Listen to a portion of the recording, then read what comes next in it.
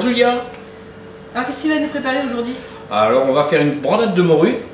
Alors pour cela, il nous faut 2 grosses pommes de terre, du lait, un filet de morue, de l'ail, du beurre et un peu de ciboulette pour décorer.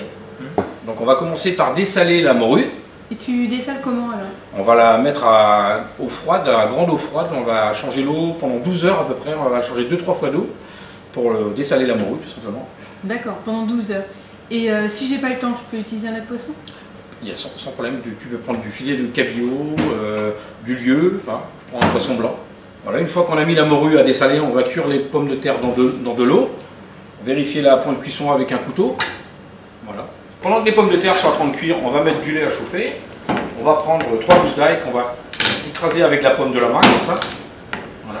Sans les éplucher. Ça va dégager autant de parfum et ça ne va pas les brûler. On va mettre la morue à cuire. Ça va nous prendre à peu près 10-15 minutes. On va rajouter un petit filet d'huile d'olive. D'accord. Et ça va nous aider tout à l'heure, quand les pommes de terre seront cuites, à faire la purée. Donc la morue est à cuire. Julia, tu vas pouvoir trancher la pomme au tiers à peu près. Tu vas récupérer la pulpe de la pomme de terre que tu vas mettre dans le saladier. Et on va l'écraser à la fourchette en rajoutant un tout petit peu de beurre et de l'huile d'olive, du jus de cuisson de la morue.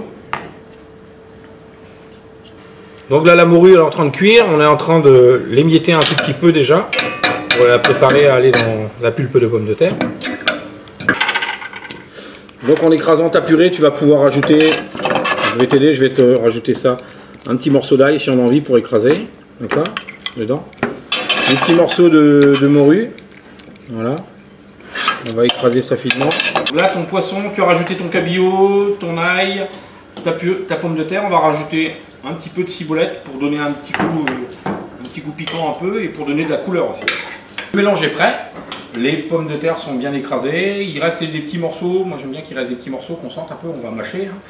Donc, tu vas pouvoir garnir les pommes de terre tranquillement. Les pommes de terre sont garnies. On va les mettre à peu près 15-20 minutes au four à 180 degrés. On n'a plus qu'à déguster. Voilà, c'est prêt.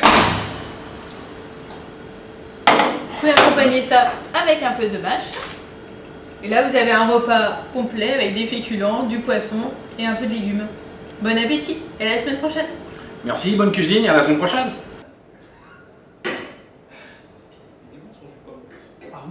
Ah oui, il est bon. Ah ouais, c'est un gars de c'est un agriculteur. Des fois, ils en vendent sur le marché. Le lambalais.